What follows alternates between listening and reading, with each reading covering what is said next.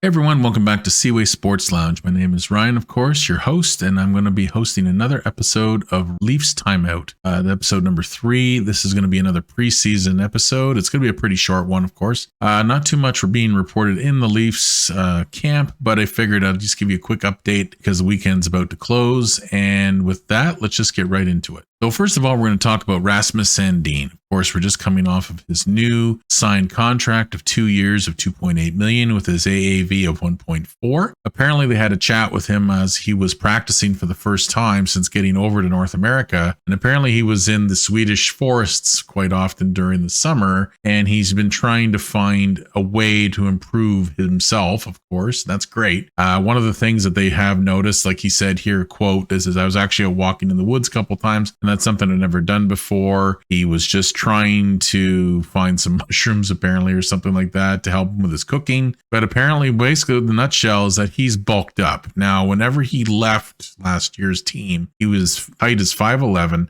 and he was 178 pounds. Well, now he's 194 pounds. Now, that's a decent amount of weight that's gained. Good for him, because in my opinion, he was pretty small. He got bumped around pretty easily on the puck whenever he had it. And hopefully this will help him with his play. My hope is, he was a pretty speedy defenseman, and sometimes when they bulk up, they can slow down in terms of speed. But this guy's very, very young. He's only 22. So my guess would be that he'll be just fine. So it's good to see that. I'm happy to hear that about him. The second thing we're going to talk about quickly is this. Curtis Sanford is now the new goalie coach for Toronto. And I guess he's decided to use a new method, or probably a method that's been used around the league a little bit. I've never heard of it until today. Apparently he's using Swivel vision goggles. So in a nutshell, as it says here, it basically blocks out the peripheral vision of the goaltenders. And what it does, or what he's trying to do, is get the goaltenders' vision to look more at the center, to have better vision in terms of what's in front of them. Again, I don't know how effective this will be. It sounds like it's going to be possibly a very effective way to do it. I don't know. All I do know is that they're trying it out, and they did interview the goalies. Most of them had, I think,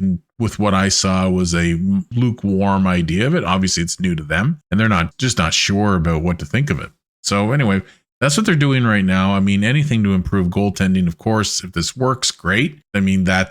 That's their job as coach, right? Is to try to find any angle or advantage they can find to help these goalies out. We'll see if that helps. Time will tell, of course. But as we see, that's what they're going to try to do. Good on them for trying something new. Now, next story, quickly, Robertson. The Robertson has been in Toronto's minor system for a little while now. A great draft choice they chose. Anyway, basically, he's trying to crack the lineup, and it sounds like the coaching staff's quite happy with how he's developed, especially this summer. And I hope, now my opinion is, I think he should crack the lineup this year. There has been a few injuries, and I'm hoping that he does crack the lineup. I think he's going to be a great top 6 player.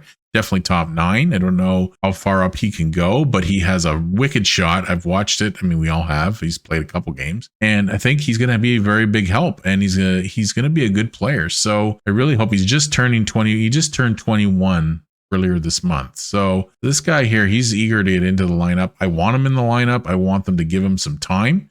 I want him to see if he can actually be cut out for the Maple Leafs, because if he is, then it'd be great to have him in the system, because Toronto's system has been depleted over the years, of course, with all a lot of draft picks being traded off. It'd be nice to have a farmhand actually come in, step into a role. And adding to Nick Roberston, they played over the weekend. They played against the Senators in Belleville, and Toronto won 6-3 in preseason. Again, it's preseason, which is great. I guess Nick Roberston got 2 goals, which is excellent. They won 6-3, of course. Obe, Cabell, and Mete also scored with the Leafs.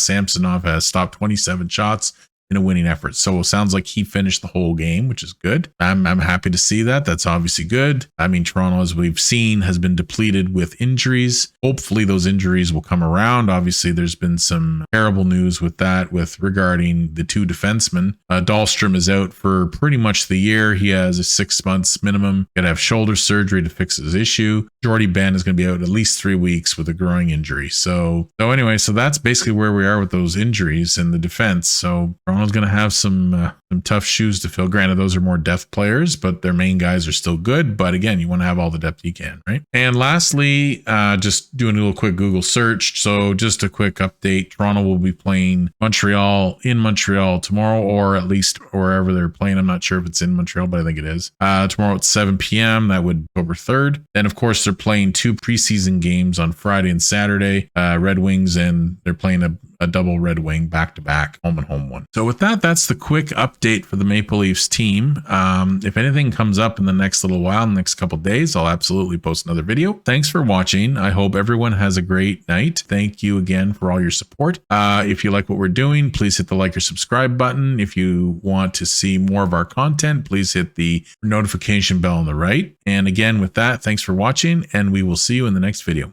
Good night.